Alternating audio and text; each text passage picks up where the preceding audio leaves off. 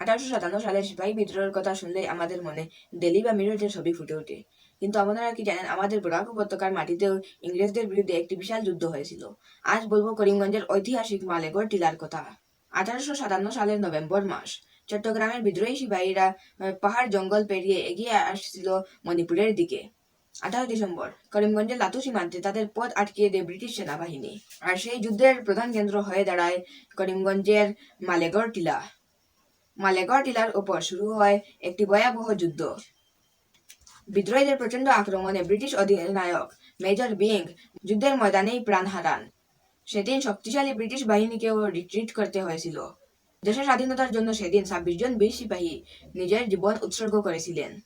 আফসোস এটাই যে ইতিহাসের পাতায় আমরা অনেক বড় বড় নাম পড়লেও বরাকের সেই 26 জন বীর সিপাহীদের নাম জানি না। বরাকের এই মাটি আমাদের স্বাধীনতা সংগ্রামের সাক্ষী, অথচ এই গৌরবময় ইতিহাস আজও অবহেলিত হয়ে রয়েছে। আসুন আমাদের বীর শহীদদের কাহিনী সবার কাছে পৌঁছে দেই। নিজের ইতিহাসকে জানা ও সম্মান করা আমাদের দায়িত্ব।